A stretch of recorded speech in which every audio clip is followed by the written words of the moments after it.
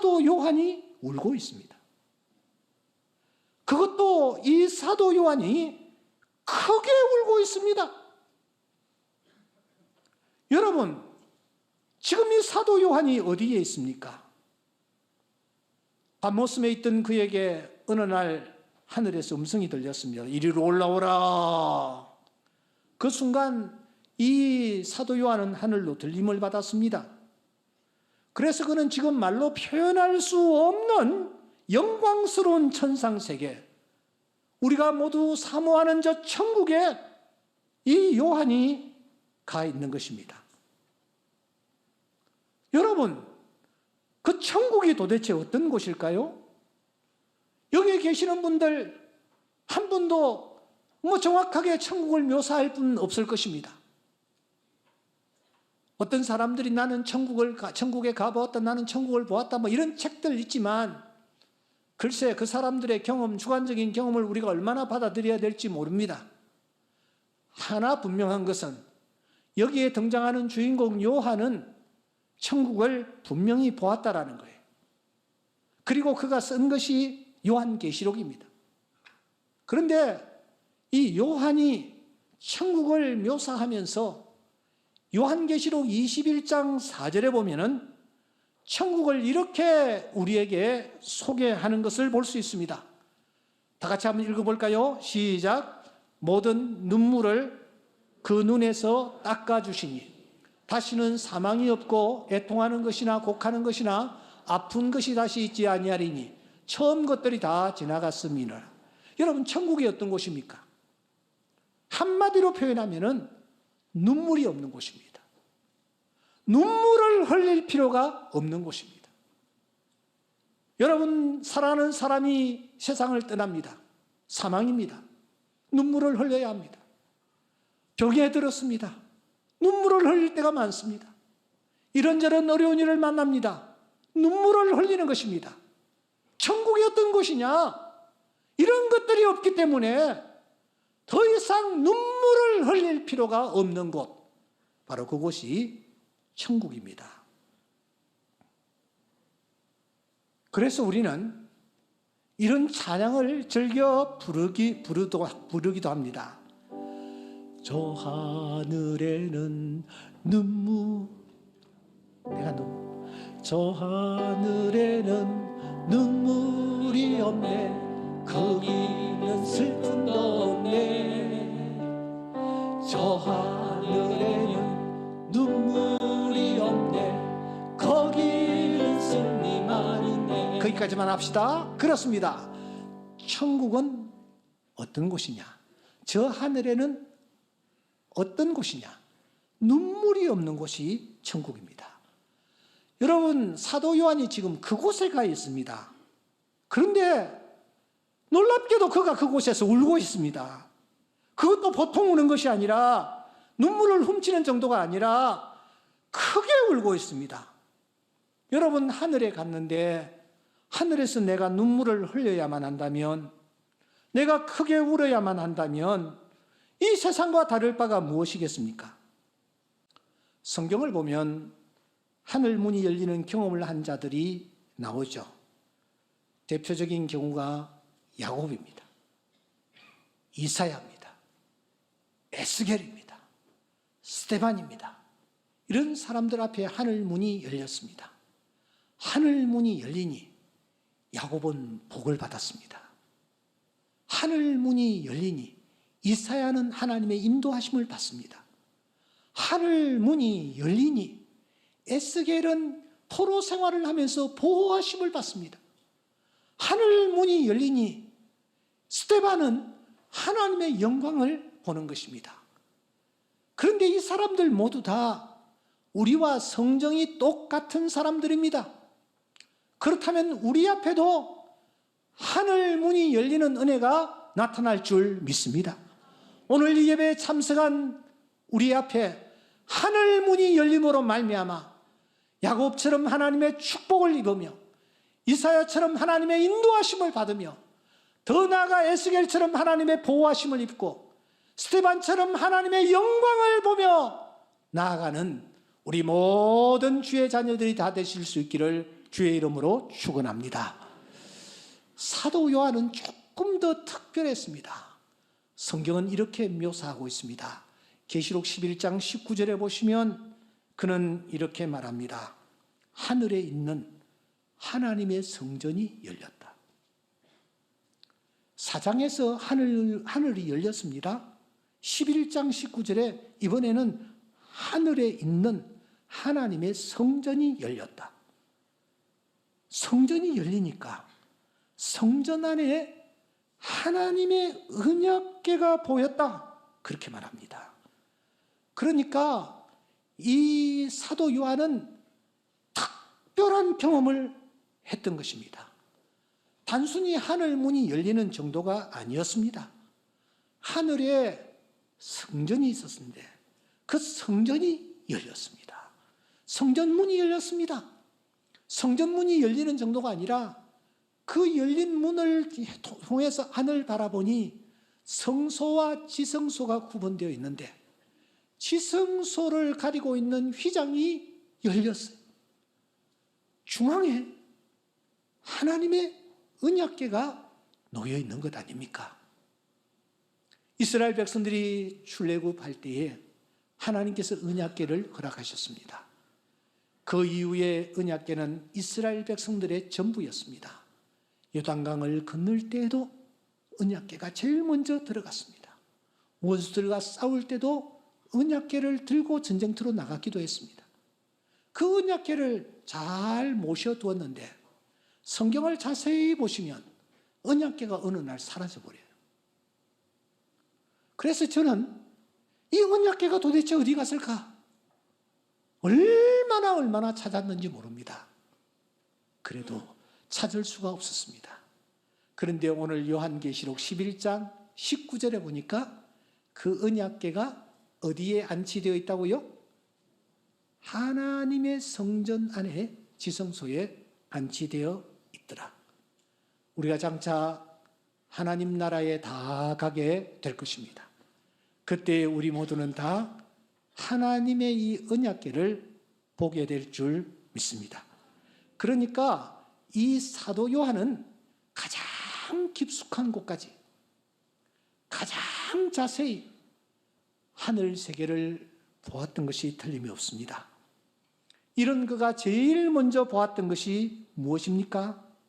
그것은 네 종류의 생물과 24장로였습니다. 이 24장로와 네 생물을 제일 처음 보았습니다. 이들이 그곳에서 무엇을 하고 있는 것을 보았습니까? 먼저 네 생물입니다. 계시록 4장 8절에 보면은 하나님 앞에 경배를 올리고 있습니다. 거룩하다, 거룩하다, 거룩하다 하며 하나님께 경배를 올리고 있습니다. 24장로는 무엇을 하고 있습니까? 보좌에 앉으신 이 앞에 엎드려서 하나님을 경배하고 있는 것을 볼 수 있습니다. 이들은 하늘나라에서 하나님께 보좌에 앉으신 그분께 영광과 존귀와 권능을 받으시기에 합당한 분이라고 노래하며 경배를 올리고 있는 것입니다. 요한이 좀 더 자세히 보니까 이들이 또 하나 아주 인상 깊은 액션을 취하고 있습니다. 그것은 하늘로 쭉 올라온 모든 성도들의 기도의 향을 금 대접에 담아서는 그 대접을 보좌 앞에 올려드리고 있는 것입니다. 이렇게 볼 때에 4장과 5장은 거의 유사합니다. 그런데 좀 더 자세히 살펴보면 강조점이 확연히 다른 것을 우리가 확인할 수가 있습니다. 어떻게 다릅니까? 4장은 창조주 하나님이 주인공이십니다. 그래서 창조주 하나님께 포커스가 맞춰져 있습니다. 그런데 5장은 어떠합니까? 여러분 문명의 흐름을 좀 자세히 보십시다. 5장은 누구에게 포커스가 맞춰지고 있느냐 하는 것입니다. 바클레이 박사는 5장에서 여기에 이 요한이 누군가를 찾고 있다 그렇게 보고 있습니다. 하늘 세계에 들어간 이 요한이 눈을 두리번거리면서 뭔가를 찾고 있는 것입니다. 지금 요한 앞에는 이루 말로 표현할 수 없는 천국의 영광이 펼쳐지고 있습니다.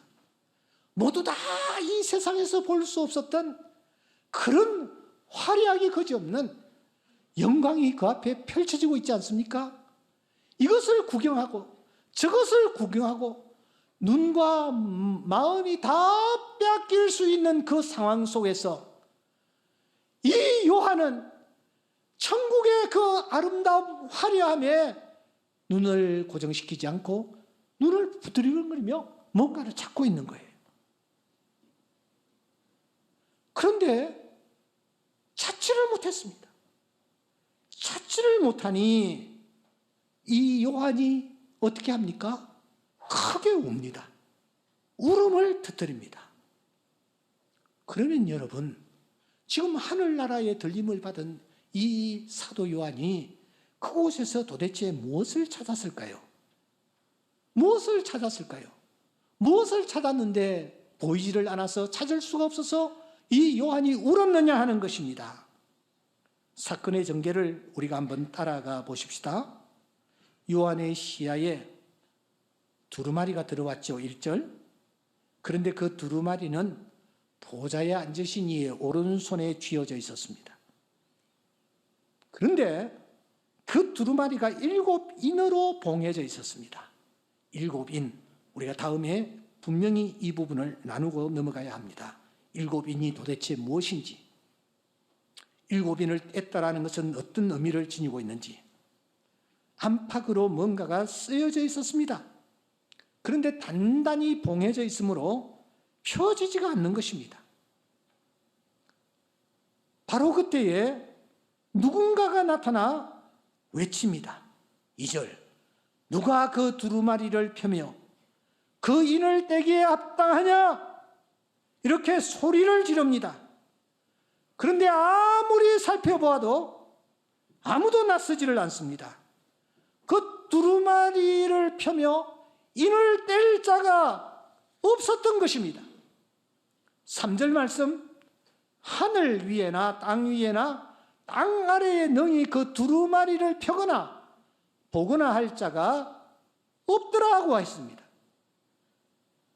그 광경을 지켜보던 요한이 어떻게 합니까? 4절, 그때 크게 그가 우는 것입니다. 여러분, 이 말씀의 강조점을 찾아야 합니다. 강조점이 무엇입니까? 강조점은 여러분 3절에 펴거나 보거나 할 자, 4절 합당한 자, 즉 그 누군가입니다. 그러고 보니 이 사도 요한이 처음부터 두리번거리며 찾았던 분은 누군가였었는데 그분이 보이지가 않아서 이 사도 요한이 울고 있었던 것입니다. 누군가를 만나고 싶었는데, 누군가를 찾고 싶었는데 그분을 만날 수 없어서 이 사도 요한이 크게 울었던 것입니다. 그러면 이 사도 요한이 그렇게도 간절히 찾았던 그 대상은 구체적으로 누구였을까요? 여러분 5절을 주목하십시오. 5절은 이렇게 이어집니다. 누군가가 다시 말합니다. 울지 말라. 유대 지파의 사자 다윗의 뿌리가 이겼으니 7인을 떼시리라. 그분이. 7절. 어린 양이 나와서 오른손에서 두루마리를 취하시니라. 우리는 여기에서 핀셋으로 세 단어를 집어내야 합니다. 첫째는 유다 지파의 사자입니다. 둘째는 다윗의 뿌리입니다. 셋째는 어린 양입니다. 이 유다 지파의 사자, 다윗의 뿌리, 어린 양은 도대체 누구를 지칭할까요? 첫째, 유다 지파의 사자라고 했습니다. 우리는 이 사자라는 단어에 이미 익숙해 있습니다. 앞에 계시록 1장부터 쭉 오면서 연이어서 뭐 7교회 사자에게 편지하노니, 에베소 교회 사자에게, 스무나 교회 사자에게 편지하노니 하는 우리가 문맥에 이미 익숙해 있습니다. 그래서 여기에 있는 사자도 똑같이 우리가 생각하는 사자라고 생각할 수가 있습니다. 아닙니다. 앞에 이 계시록 앞에 있는 이 사자는 천사입니다. 엔젤입니다. 하지만 오늘 본문에 등장하고 있는 사자는 라이온입니다. 그야말로 사자입니다. 이 사자란 명칭이 제일 처음 성경에 어디 등장하느냐?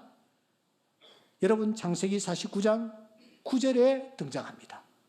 야곱이 자기 아들들을 하나씩 불러서 복을 내리면서 유다가 나타났을 때에 지금 유다를 향하여 야곱이 손을 얹고 축복 기도를 하면서 이렇게 말합니다. 유다 너는 사자 새끼로다. 유다 너는 사자 새끼로다.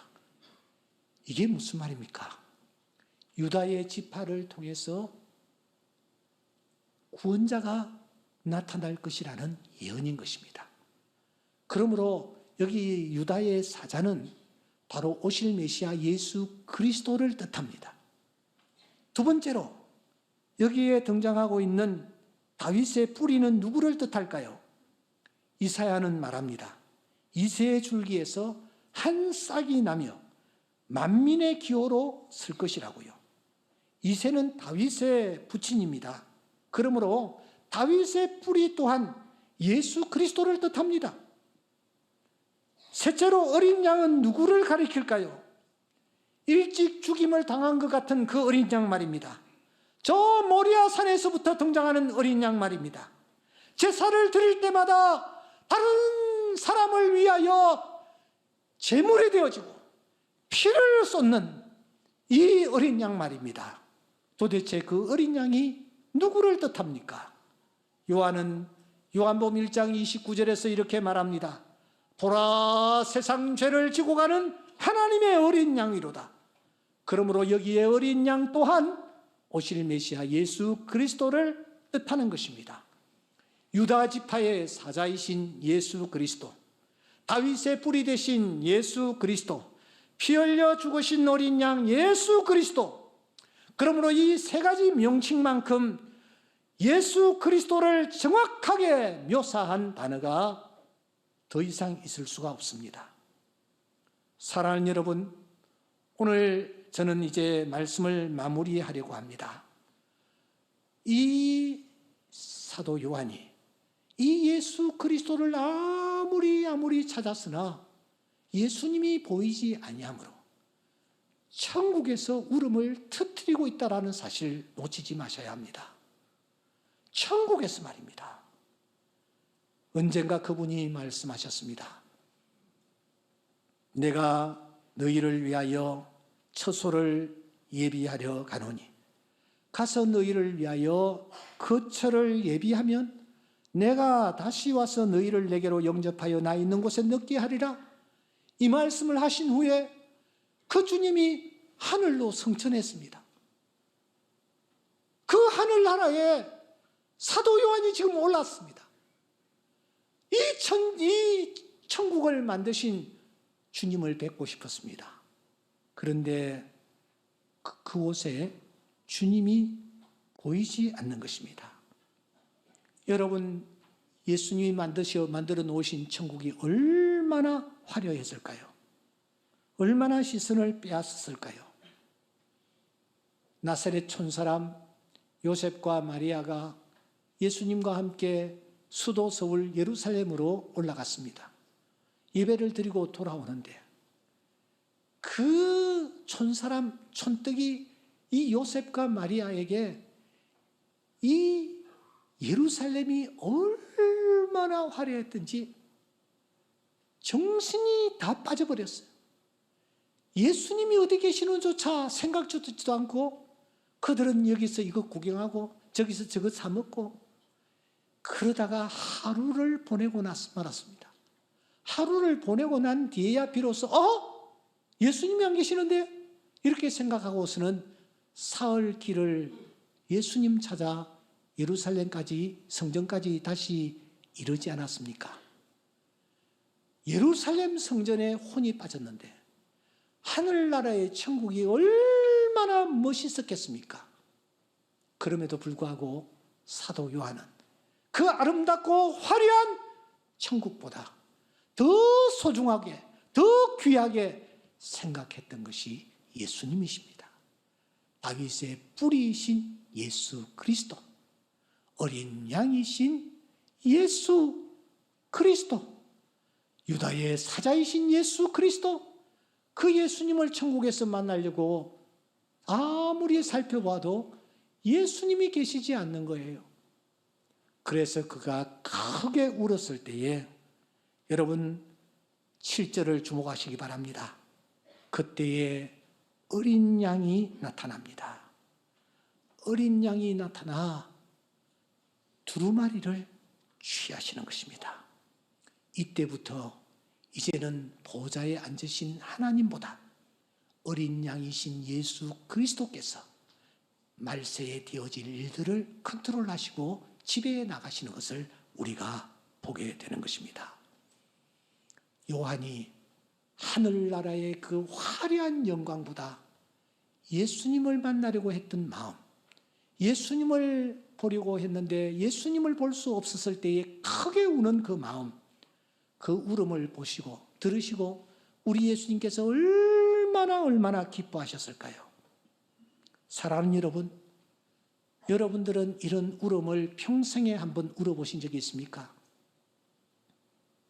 신앙생활 하면서 주님 때문에 이런 눈물을 흘려보신 적이 있느냐는 것입니다.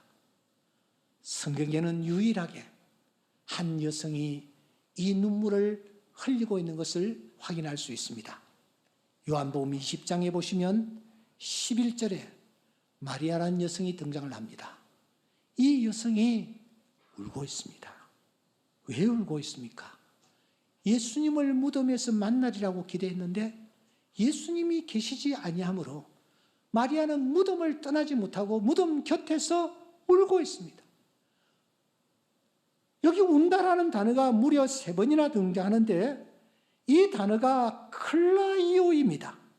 이 클라이오라는 이 단어가 바로 오늘 성경에 사도 요한이 울었던 바로 그 울음입니다. 그 울음을 들으신 주님께서 어떻게 하셨습니까? 울고 있는 마리아에게 나타나셔서 부활하신 그 영광스러운 모습으로 제일 첫째 번 하신 말씀이 마리아야, 마리아야. 여러분들이 아멘 하실 때까지 마리아야, 마리아야 하셨습니다. 얼마나 주님이 기쁘셨는지, 울고 있는 마리아의 모습을 보면서 얼마나 기뻐하셨는지 우리는 넉넉히 짐작할 수가 있습니다. 사랑하는 성도 여러분, 여러분들은 지금 어떤 세상을 꿈꾸고 있습니까? 어떤 삶을 꿈꾸고 있습니까? 화려한 아파트입니까? 높은 고층 빌딩입니까? 최고의 차량입니까? 요트입니까? 무엇을 꿈꾸고 있습니까? 사도 요한은 이 모든 것보다 더 화려한 천국에 가서 천국의 그 화려한 모습보다도 예수님을 만나기를 소원했고 예수님이 최고라고 생각했기에 예수님 뵙기를 그렇게 원했던 것입니다. 그 예수님을 배울 수가 없었을 때에 그는 크게 하늘에서 울었던 것입니다. 오늘 우리에게도 이 울음이 있을 수 있기를 주의 이름으로 축원합니다. 이 울음이 있을 때에 주님이 기뻐하시며 우리에게 다가오셔서 놀라운 은혜 우리에게 베풀어 주실 줄 믿습니다.